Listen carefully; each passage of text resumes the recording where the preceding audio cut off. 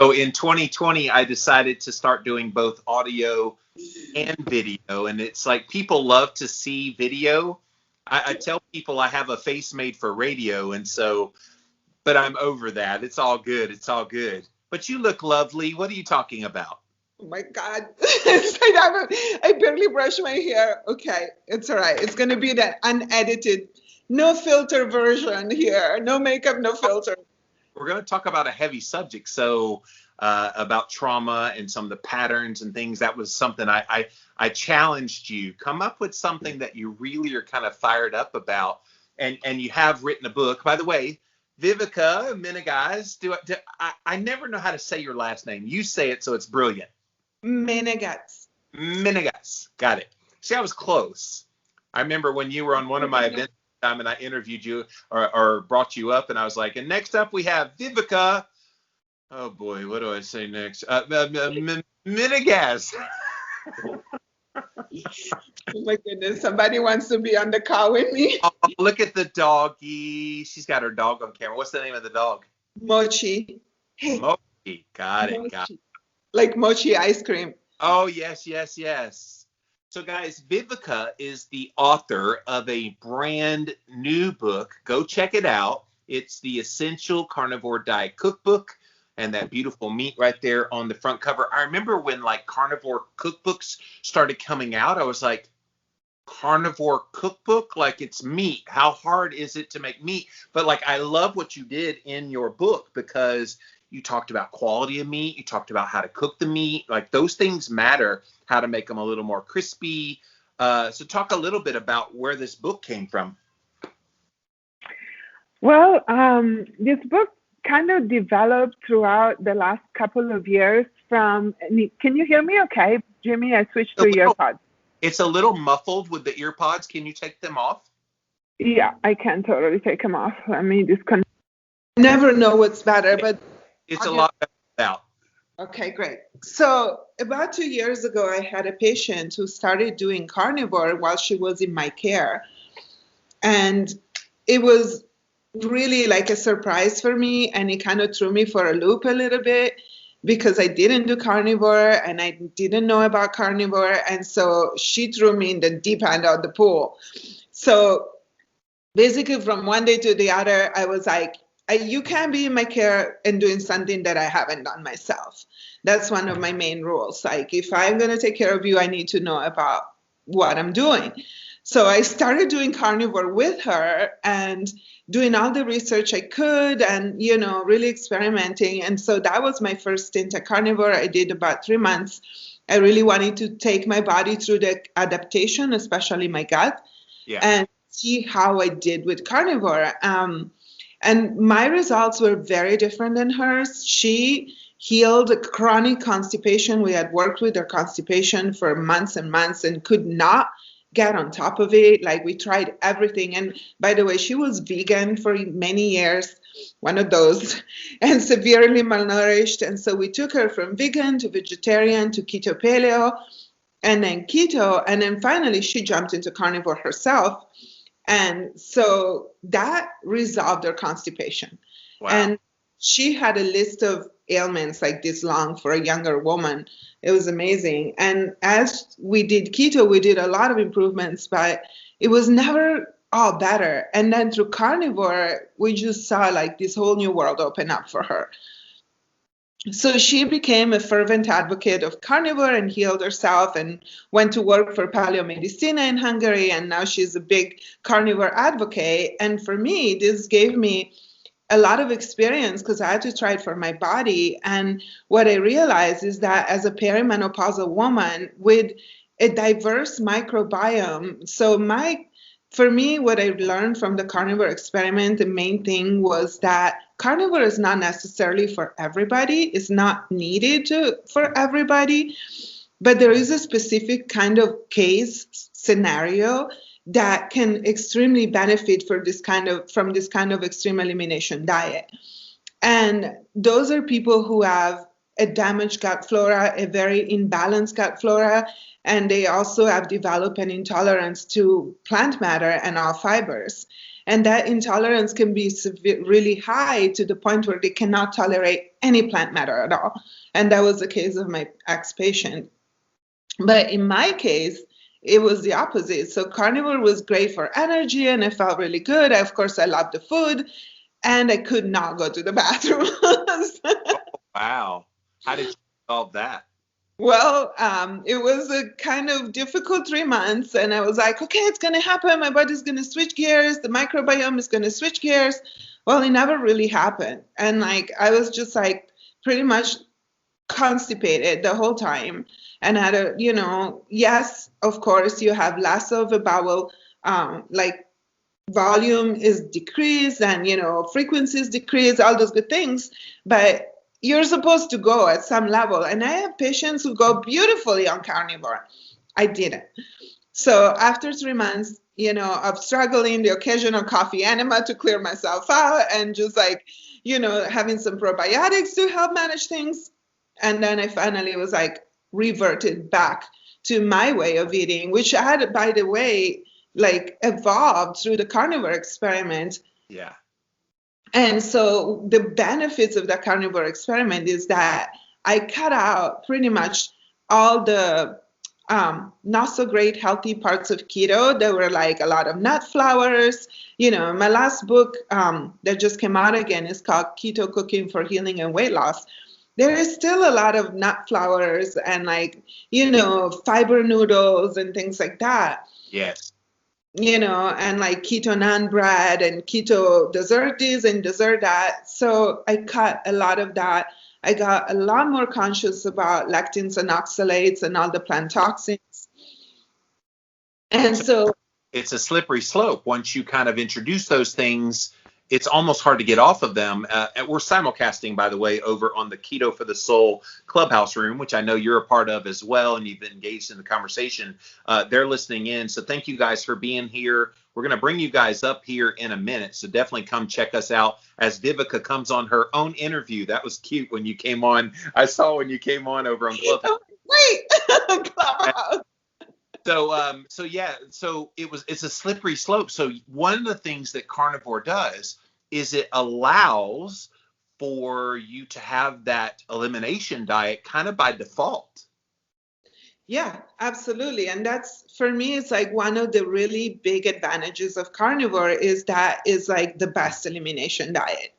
Because like when we have done elimination diets in the past, and I know you've been through it, I've been through it, we're some of the OGs, right? We've been around, you're like the ultimate OG, and I jumped on about 7 years ago, and we did the egg fast, we did the fat fast, some people did the protein fast, this thing, that thing, vegan, super strict, the green juices, but which one is the cleanest, most nutrient dense way of doing an elimination diet? I think that really, aside from like fasting, pure fasting, right? Water, that's the cleanest one.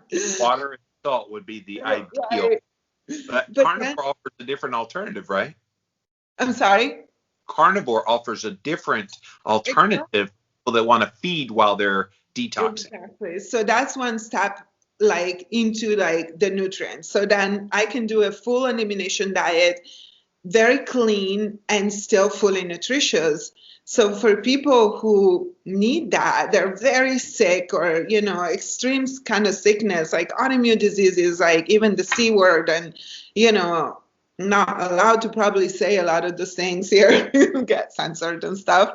Yeah. But real life, whatever you were about to say, it's real life. So people's imaginations can run wild and think about what it could be.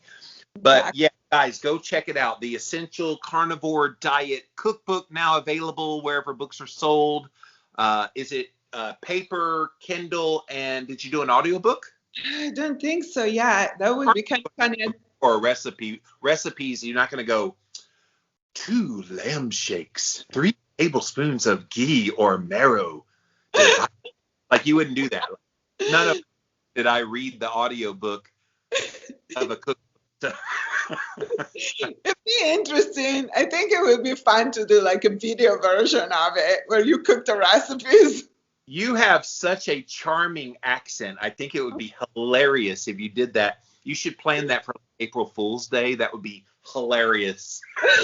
Got an audiobook of my cookbook. You want to hear it? I could read the intro so people can just like crack up.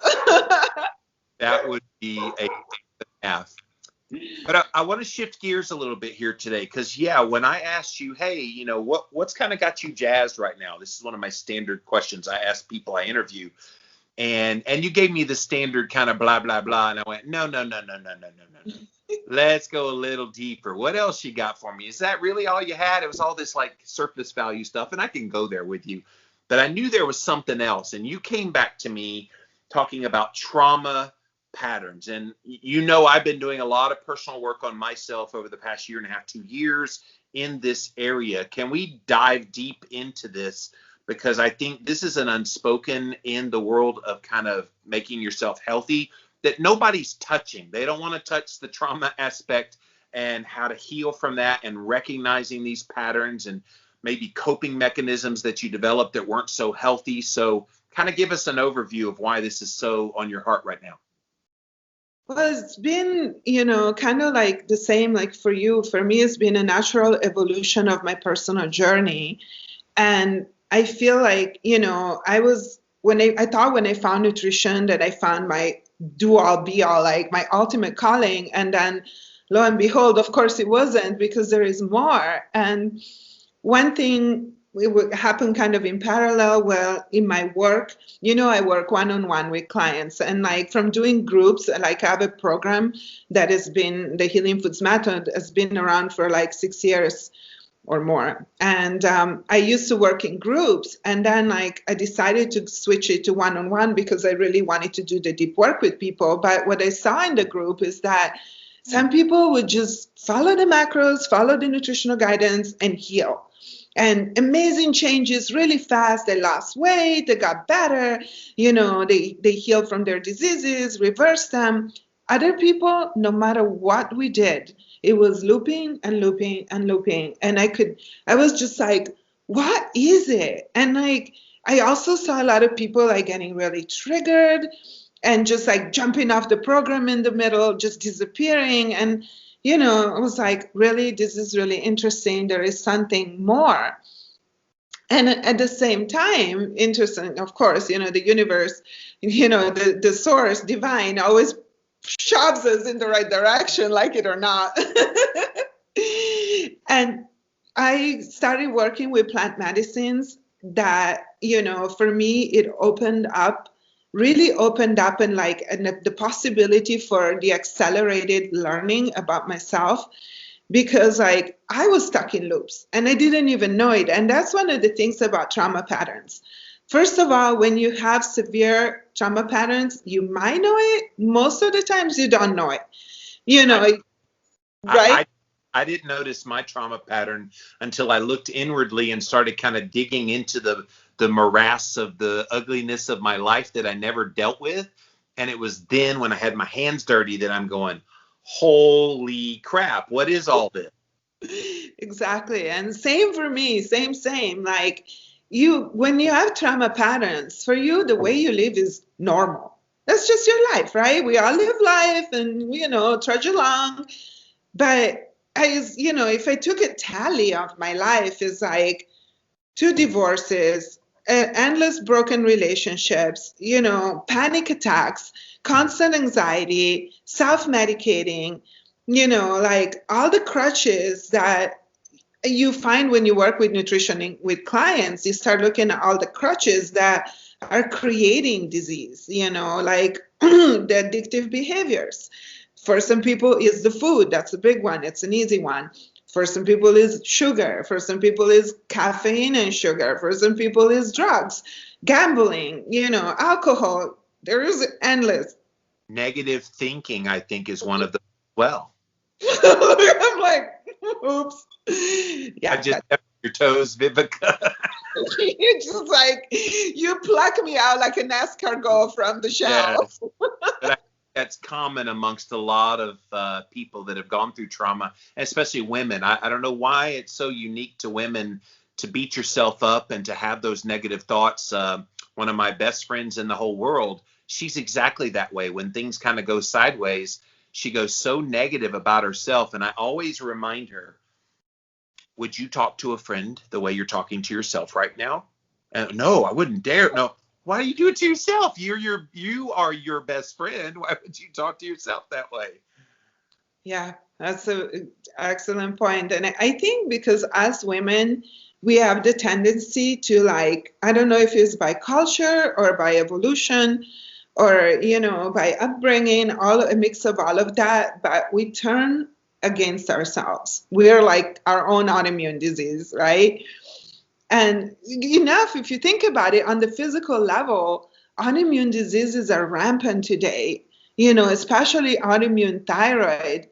How many women suffer from even undiagnosed autoimmune diseases? But that's the thing, that going back to like my awakening to like, what the heck is going on?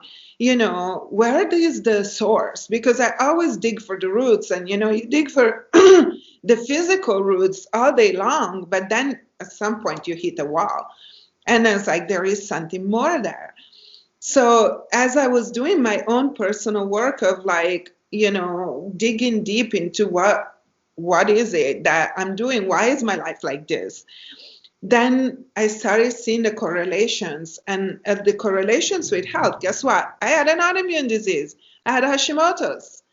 And, through my work with nutrition, I kind of put it on hold and like, it didn't develop. My thyroid is fine. All of that. Bad dog. But at the same time, like, where is the real healing, and where does disease start? And like, to kind of jump to the end real quick, what I found is that disease starts, of course, in the mind, in the thought forms, in the beliefs. Yes. Just Bruce Lipton and Joe Dispenza and those guys have been onto for a while. And they don't necessarily go into trauma pattern. They're more into like the, tools for rewiring your brain and like these meditations. And you would think that when I started reading Joe Dispenza and Bruce Lipton, that of course I agree with all and I understand everything they do, but I didn't quite fully resonate with the work. And it's like, I can't sit there and meditate. I can't meditate at all. And guess why? Because that's a trauma pattern too. Like, yes, I felt so unsafe in my body that I could not sit there for 5 minutes without going insane.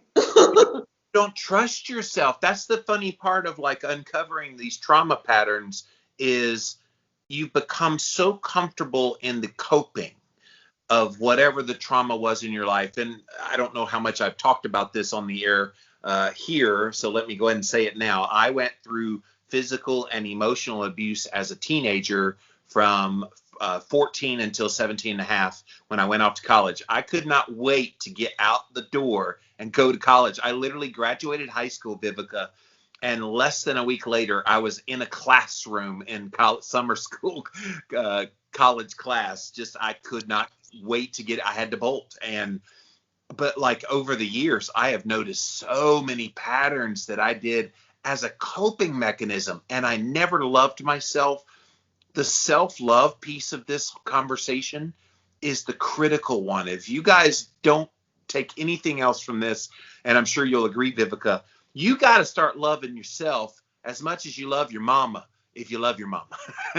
Because I think we are our own worst enemies most of the time. Yeah, I totally agree with you, Jamie. And,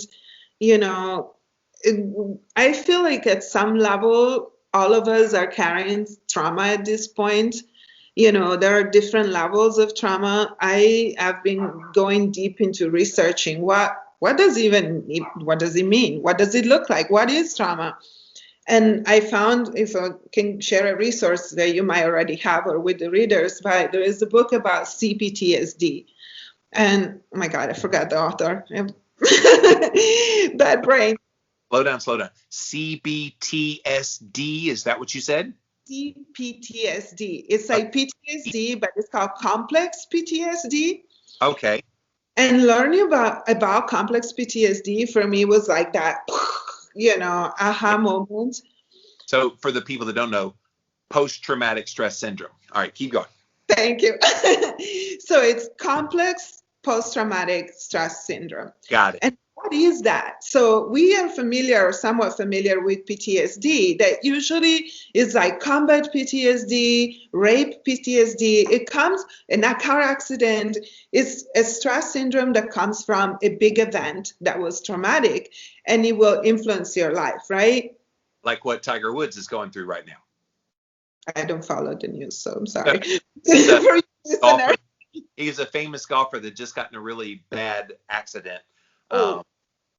Yeah, and he broke his leg. Anyway, he has a lot of CPTSD right now. Well, CPTSD is a little different because it's not from just one event, but it's from a consistent series of repeating events that span through times, and they usually layer up and overlap. And so this is where those coping mechanisms come from that you mentioned several times during a conversation. But it's usually CPTSD is formed in childhood and, up to like 18, 20 years of age. We can still continue to add on to it. But then at a certain point, there is a crucial phase, like from 0 to like 14, where our personality forms these coping mechanisms, protectors. And it kind of funnels in different compartments. So there are different ways of reacting, and we can span across all of them, but usually we take on one or the other. So for example, we know the fight, flight, freeze mechanism. And so in CPTSD, there is fight, flight, freeze, and fawn. Right. The coping mechanisms, and they become personality traits, really, of how we cope with that trauma. So for one person might become the freeze person, that whenever you go into confrontation with the person, they become the deer in the headlight, and they cannot like talk back, cannot have a conversation. They're just like freezing literally, and they need to remove themselves or just stay there and like blank out. Another person can be the fight person, and they will like attack you basically right away. These are all defense mechanisms on how we cope with that trauma that was originally done to us. So the book CPTSD, I'll get you the author eventually, and I might even remember it, but it explains all these mechanisms and how they act in life, they function in our lives. And it's really amazing to see how like 99 of the stuff that we do and say might come from a trauma pattern. Whoa. What was that a percentage you said? Well, it's my own kind of thought. It's like, if I look at myself, and this is not a statistic or a study, this is just self-reflection. It's like 99 of the stuff that comes out of my mouth, my thoughts, my actions, it's a trauma pattern. Talk about that a little more, because I agree with you. I'm sure it's a very high percentage. I don't know how you would quantify it, but for me, I found even before I started doing the internal work, then when I started doing it, I'm like, who is Jimmy? Like I had to like figure out who I really am when you let all that trauma stuff go. So what did you notice? Well, the first really important one is like my dynamic with people. And it's really interesting because like I consider myself a good people person, right? Like I am outspoken.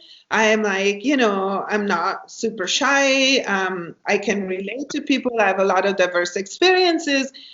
But then that's like kind of the very surface. And that's also a coping mechanism. It's a survival mechanism because I left home at 18, just like you. As soon as high school was done, choom, out of there. And I lived in 5 different countries and traveled, and I hate saying that, but people call me a survivor because I went through so much. And, so I had to be able to relate to other people. It was a question of survival.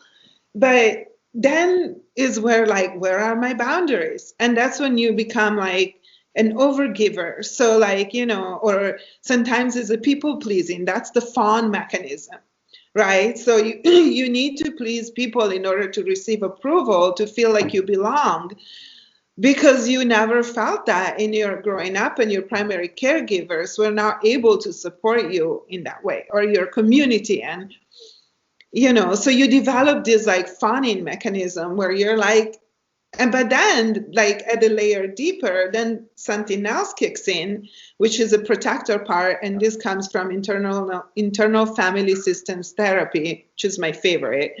Yeah. There are parts that protect us, but there's the same kind of as the coping mechanisms. And that might kick in. Sorry, my computer, I don't know why I can't shut off that dinging thing. Just trying to remind you that we're having a conversation. We're alive, guys. We're alive. So I'll tell you how mine manifests. It's hard work. I have a work ethic today, and I used to say, oh, well, I must have a hard work ethic because I'm mimicking what I saw from my dad, for example, who owned 3 restaurants when I was a teenager. But no, I was trying to prove to myself and to other people my worth, and my worth was in the work. And even today, I have to fight that tendency to work so hard. Now, I love it because it makes me very productive, and I'm able to get out. I wrote 7 books in 7 years, so highly productive because of it. So not all of these kind of trauma patterns are bad things if you can channel them in the right direction. Totally. Yeah. And, but again, like you just say, we need to become aware of how they act into our life and where they take us, because like I have that one too, Jimmy, and like I can escape in work, and then like I'm become that high achieving person where like it's one achievement after the other, yeah, hoping that my parents will finally pay attention to me or notice that I exist. My parents didn't come to my graduation. I graduated from college. I put myself through college, one of the best schools of photography. They didn't even come for my graduation.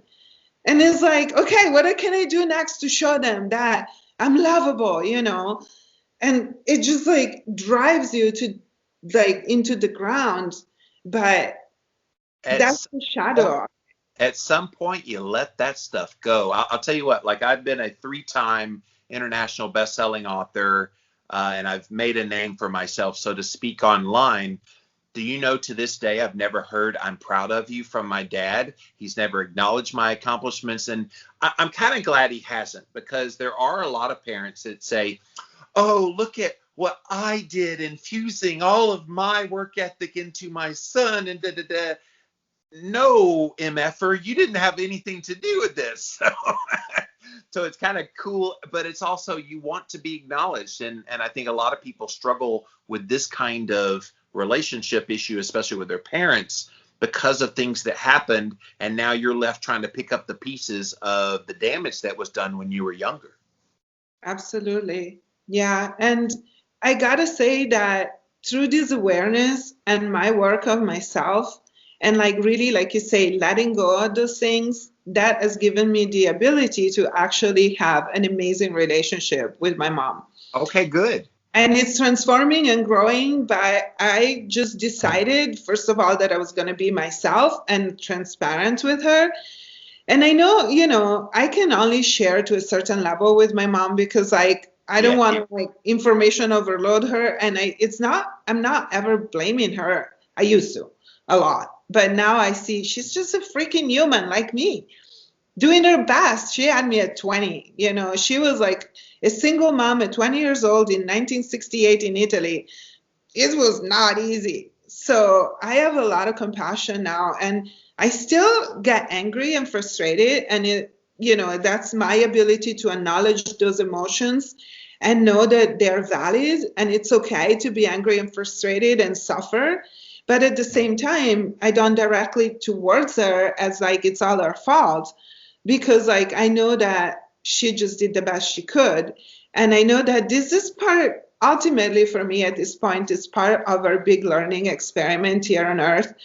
And that everything is perfect, and Source has a bigger plan for us that the reason, ultimate reason why we have to go through all these trials and initiations and challenges, there is a reason. We are not here just like little like meat puppets, by mistake.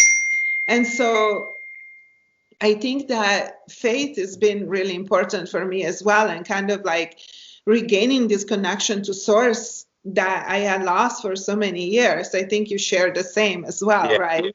Oh, absolutely. I want to infuse something into this conversation, because I feel like when you start doing this internal work, Vivica, and you tell me if this is what happened to you, you start going so much deeper and richer and desiring those kinds of relationships in your life that are meaningful.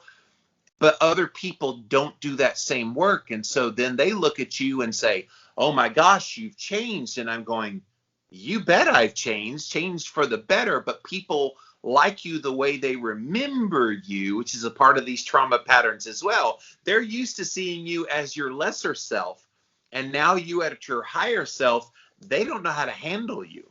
No, it's true. But, this is, again, part of the bigger learning, because you are going to start triggering stuff in people. Just like when you're in your shadow self, you will trigger certain things in people. And then the projections happen and the blaming happens. But also when you're more into your empowered self, more like living your gifts and embodying your gifts, you will still trigger the crap out of people, because in one way or another, we're all here to trigger each other. We're all here to, as long as we have buttons, I always tell my patients, as long as you have buttons, somebody will push them. So in a way, like, I really appreciate the view of Buddhism. It's been around for a minute, and it's all about being the witness and detaching.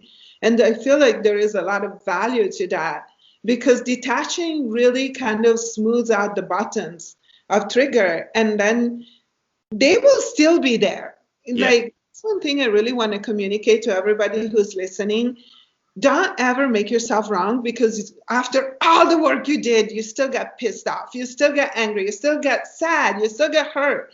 You're human. You're supposed to. All your feelings are just teachers, and we need to honor them as teachers, not reject them, classify them. Oh, you're good because I'm happy now, and that's a good feeling, so I can take it. But no, I'm sad, and that's a bad feeling, so I'm going to cut the piece off and, reject it. Wholeness comes from accepting all our teachers, all our feelings, all the parts of ourselves, all the damaged, rejected, abused, neglected parts of ourselves, and start to bring them in and giving them some love, right? Like you were saying, that self-love piece, that's really big part of our healing, is being able to see all of the big picture, and then detaching from judgment of like, this is good and this is bad, from that dualistic mind, which is also a trauma pattern at the end of the day, black or white, right? No gray. It's all black or white. And this is so important, because a lot of people are like, well, things in the past, just get over it already. But the problem is the body responds physiologically to a lot of this repressed emotion, repressed kind of feelings and memories. And so if you don't deal with it adequately, it does manifest as autoimmune disease, like you mentioned in yourself. It manifests in so many obesity in a lot of people. Like, this is real life. This is where the rubber meets the road. This show's called Real Talk for a reason, because I don't think we talk about these kind of connections to our health that no amount of paleo, carnivore, keto is ever going to heal. No, absolutely true. And that's why certain and I saw it over and over and over in real case clinical scenarios. Talk about clinical studies. I proud myself to do my own clinical studies in my practice, because I don't trust the ones that come from, the pharma companies. No thanks. But I see it in real people all the time. And that really led me to like, how do I help these people? So now, that I've been going through this journey on my own, it's amazing how that translates in my work with the clients. And I haven't even like planned it or wrote a program about it or anything, just organically is woven into the work. And like when I see clients, like, one of my new clients, she just started my program, and we had to jump on a call outside a regular schedule. She was having kind of a meltdown, so I am always there to jump in and support. And she was like, I'm feeling so constricted by this diet and the quarantine and everything is shut down and I feel like boxing and jailed and, and I can't do this. And I was like, all right, let's just look at where that feeling comes from, because what I sensed is that is your inner rebel. And, you had to become a rebel to cope with certain things in your life, in your childhood. But what has the rebel done to you? And she's the kind of person that goes through trying to get her health better. She does 3 weeks and then she freaks out and jumps off. And I was like, is it about the 3 weeks mark where your pattern is starting to kick in? And you need to rebel because you feel constricted and you need to have freedom? Yes. And she was like, oh, yeah, I think so. And then I was like, well, let's talk about that feeling of freedom, because the rebel archetype will want to destroy everything that has created to feel free, but it's not true. Freedom is just a reaction. Freedom is mastery. Freedom is your ability to consciously choose your actions instead of coming by default. Yes. So I told her, let's just do an exercise. And when that rebel comes up, sit with yourself, take some time and ask that person, that part of you, what is it that you actually really need? Are you needing my attention? Are you needing my nurturing, my care? What do you need? What is it that you're just freaking out about? And just meditate with yourself, talk to that part of yourself and ask it, have a conversation with it. When you start feeling that urge, to destroy what you created. And that was a really, I think, pivotal conversation. And we just had it a few days ago. So I'm excited to see where she's going to go from here. Yes. Because that's a new practice. And it's a practice of mastery. We need to master ourselves. That's the only master. Very few people know how to get there. And by the way, those of you listening in on Clubhouse, if you want to join the conversation, go ahead and raise your hand and we will bring you up on the stage to talk to us. But yeah, that's where people get bogged down. I think that they think they're kind of all alone in this island, that they have all of this burden to themselves.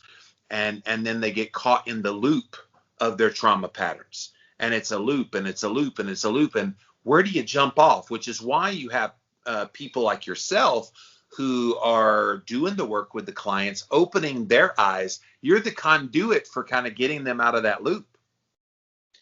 Yeah. And, honestly, if I wasn't able to see that for myself, I could never do that for them.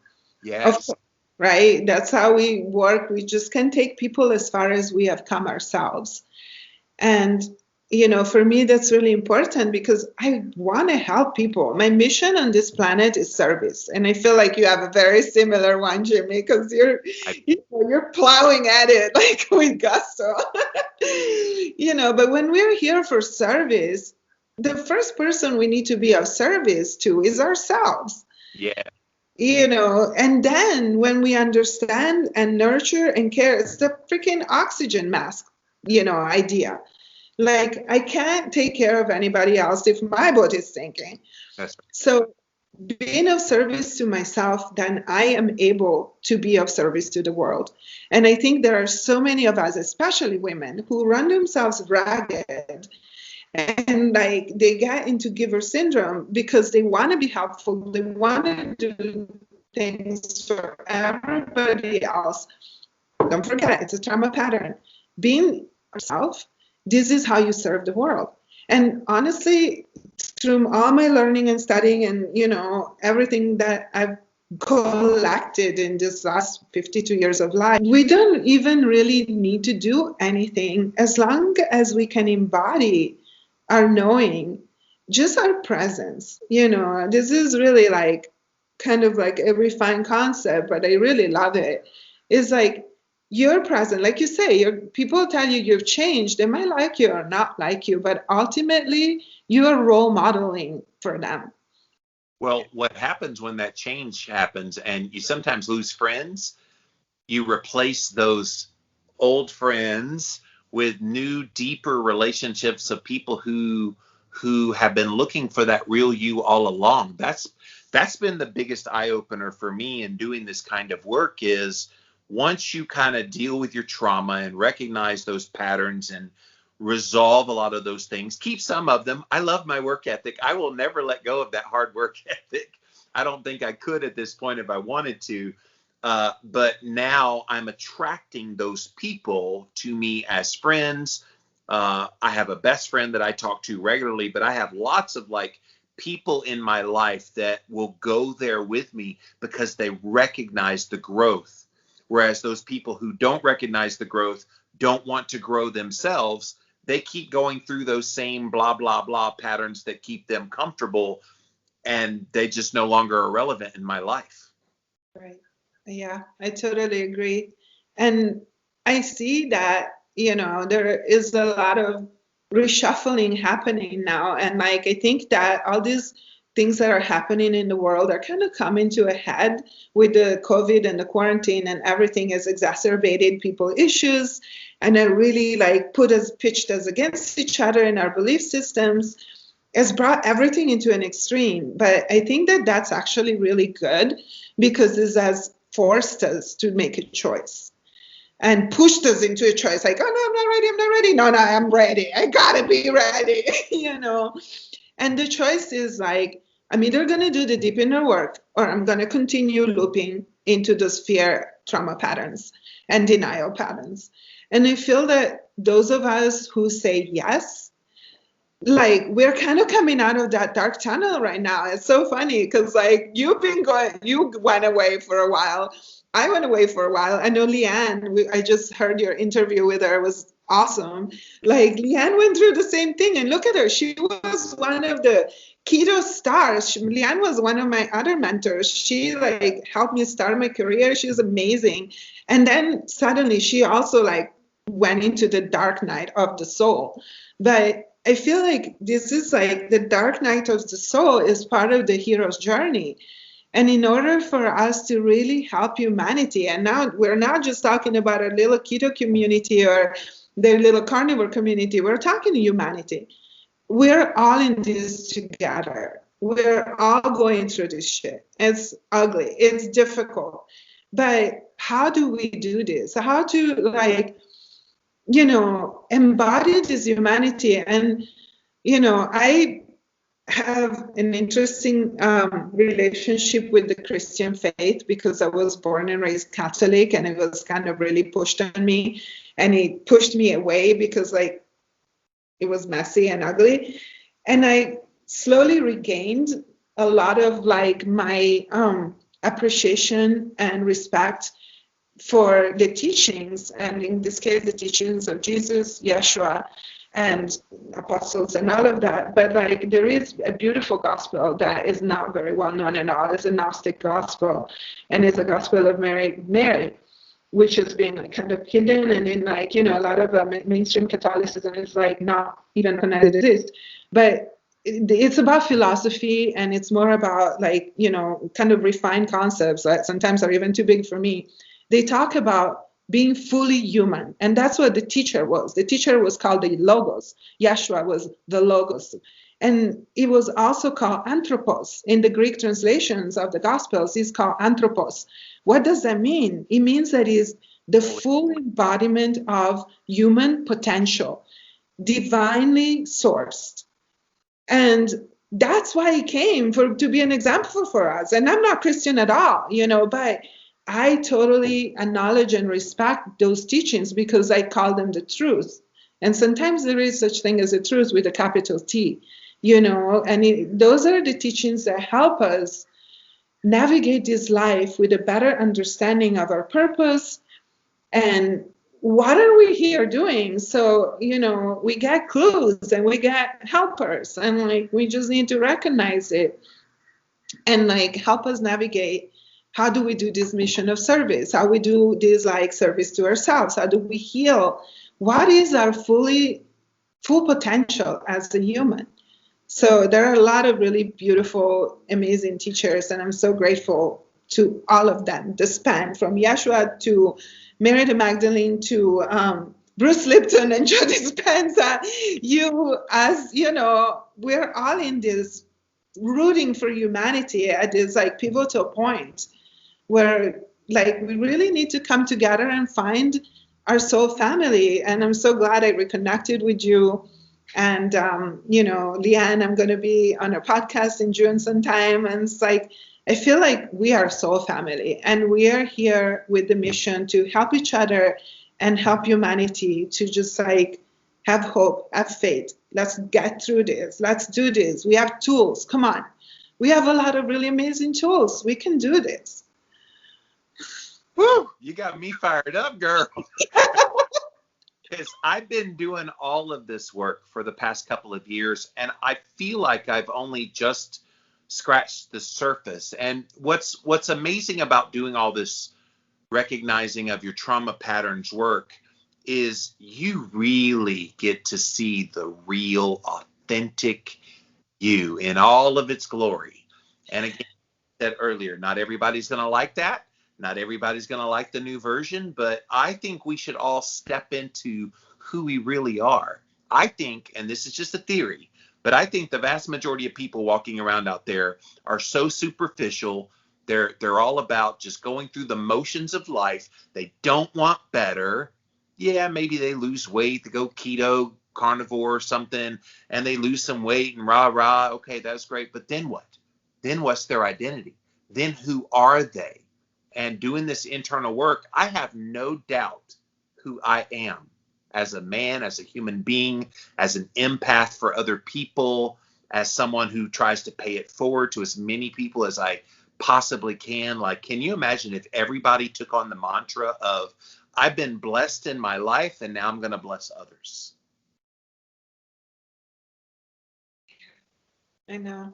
We'll get there. I think we'll get there. It's going to be a minute. And, it's like a tipping point, too. I feel like more and more of us are like waking up to these realizations of like taking responsibility for yourself. Yes. And the mission of service and paying it forward. And the more people do this, eventually it's going to gain momentum. It's like kind of an avalanche, right? It starts like a little snowball, and eventually it's like a big giant avalanche. So all we have to, for ourselves, and it happens. And then we get together and we join together. And I think even just us having this conversation is way bigger than just me and you individually, right? Yeah. It's exponentially built. So that's the beauty of it. Well, Vivica, you've been amazing. What was the last thing you said? I say good stuff. You've been amazing here today, and I really like these kind of deep conversations because they're not explicitly about health, but they are ancillarily related to your health abundantly. So thank you so much for sharing. Again, you guys, Vivica Menegaz, Nourished Caveman. First time I ever saw your username, I went, Nourished Caveman? Like, wouldn't it be One Man? Like, it was funny, but that's where you are on Instagram. That's where I see you. You're also active on Facebook. What website can you point people to? So I'm actually on the verge of a rebranding, which is the scariest freaking thing I've done in my life, rebrand. But Nourished Caveman will always be there. It will always exist. It's how I've been in the public eye until now. But my new bigger brand, expansion brand, is going to be Journey to Wholeness. Ooh. And the new website is not official, but it's there, so you guys can go check it out. It's journey2wholeness.love. It's not the easiest thing. Oh, wow. Never seen it love before. Gotta love. I need to get jimmymore.love. They got it. So that's the new Jimmy expansion is going to be dot love. Yes. Guys, go get her book. It is called The Essential Carnivore Diet Cookbook, now available wherever books are sold. And Vivica, thank you so much for joining me today on Real Talk. Thank you so much for having me, Jenny. It was awesome.